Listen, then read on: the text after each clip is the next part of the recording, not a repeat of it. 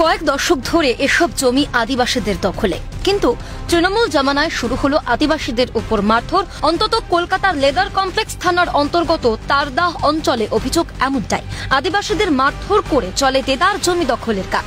সেই জমি বিক্রি করে দেওয়া হচ্ছে বিভিন্ন কোম্পানিকে, এমনকি আদিবাসীদের জমি দখল করে হচ্ছে সাইক্লোন সেন্টার। জমি দিতে অস্বীকার করলেই জুটছে মার। দুর্বলের উপর সবলের অত্যাচারে যেন বাস্তব উদাহরণ তারদাহ অঞ্চলের আদিবাসীদের মুখেই শোনা গেল। শুধু বিঘার পর বিঘা জমি দখল করে বড় প্রজেক্ট আবাসন তৈরি করাই নয়, আদিবাসী জায়গা দখল করে নিয়ে হচ্ছে আইলা সেন্টার, যেটাকে সাইক্লোন সেন্টার বলা হয়। এই যে আমরা দেখতে পাচ্ছি, এই জায়গাতেই কিন্তু সাইক্লোন সেন্টার এখানে কিন্তু নির্মাণ করা হচ্ছে, যেখানে পরিষ্কারভাবে লেখা রয়েছে construction of multipurpose resource shelter, the district of south 24 Pargana, West Bengal. Cyclone centre এটা কিন্তু ইতিমধ্যেই সেখানে তৈরি করা হয়েছে একটি আদিবাসী সম্প্রদায়ের এই জমি, যেটা কিন্তু জোর করে কেড়ে নেওয়া হয়েছিল কোনো রকম তাদেরকে আর্থিক সাহায্য না দিয়ে। বা দলীয় কর্মীরা এসে গরিব আদিবাসীদের উপর মারধর করতেন। জমি না দেওয়ার কথা বললেই অসহায় মানুষের গলার স্বর নিচু হয়, তাই শাসকের হাতে খেতেও হয় মার। অভিযোগ তেমনটাই। ওরা তো বলছে আইলা সেন্টার করছি। আর জমিটা নিতে কারা এসেছিল? সরকারের লোক এসেছিল না পার্টির লোক এসেছিল? পার্টির লোকরা এসেছিল। পার্টির লোক এসে বলছে আইলা বিল্ডিং। হ্যাঁ হ্যাঁ, সরকারের কোনো লোক এসেছিল? সরকারের কোনো লোক বলতে আমাদের চোখে পড়িনি। আর ওই পার্টির লোকেরা এসে আমাদের ঝামেলা করেছে, আমাদের মারধরও করেছে। লাস্টে পুলিশ এসেছিল, তখন সিদ্ধান্ত করলো জায়গার বদলে জায়গা দেবো। এখনো আমরা জায়গা জমি কিছু পাইনি। জোর করে নিয়েছে। আবার এই ছেলে বউদের মেয়েদের ফোন কেড়ে নিল, আবার চড় মেরে কানের পয়সা হারিয়ে দিল, এক পয়সাও দিল না। এইরকম করে আর এখন এই আমাদের এই রাত দিন কান্তি হচ্ছে। আমাদের এই জমি দিতে হবে, জমি না দিলে কালী পুজো আমাদের হচ্ছে না। কত রকম বল, ছেলেদের তাই বাস করতে দিচ্ছে না। বলে কেন তোমরা জমি দেবে না? আমার স্বামীও পর্যন্ত কেঁদে কেঁদে বলেছে বাবার জায়গায় তোমাদের দেবে না, এরকম অনেক কিছু বলে। কে বলছিল?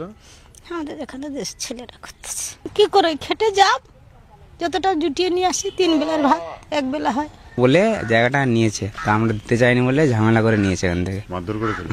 এইসব লোকদের মারামারি মেরেছে, ওর মেরেছে। কে কে করেছে? এটা আমাদের এখানকার টিএমসি পার্টির মেম্বার। টাকা দিয়েছিল? না, 1 টাকাও দেয়নি আমাদের। তা এসটি জাতীয়দের জমি যদি নিতে যায় তাদের পারমিশন ছাড়া তো নেওয়া যায় না, জোর করে নিয়ে। আদিবাসীদের জমি অনুমতি ছাড়া নেওয়া যায় না। তবে কিভাবে চলছে এই বেআইনি কাজ?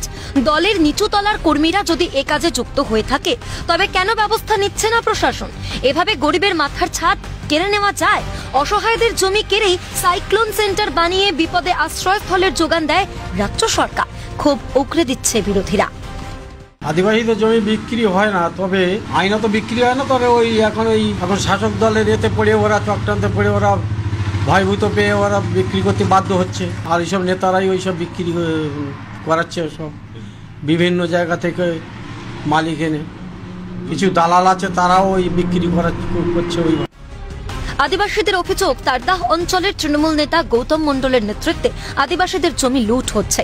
সিএন খোঁজ করলেও খোঁজ মেলেনি গৌতমের। তবে তার মা জানান এই বিষয়ে তিনি কিছু জানেন না। ছেলে ওই প্রজেক্টের কাজ করে, জমি জমা কেনা বেচা করে।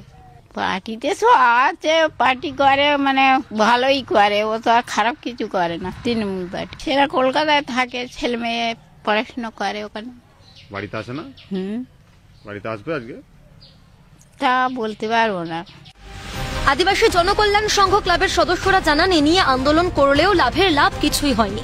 বন্ধ হয়নি বেআইনি লুট। আদিবাসীরা জমি হারিয়ে কান্নায় ভেঙে পড়লেও কিছুই জানেন না বলে জানান তৃণমূল অঞ্চলের সভাপতি রাকেশ রায়চৌধুরী। সম্পূর্ণ এটা মিথ্যা, এটা ভিত্তিহীন।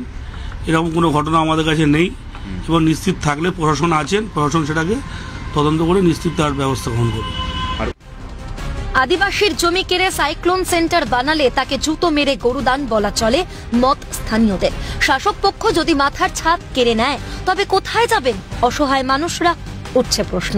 ক্যামেরায় গোপাল সেনের সঙ্গে মফিজুল ইসলামের রিপোর্ট, ক্যালকাটা নিউজ।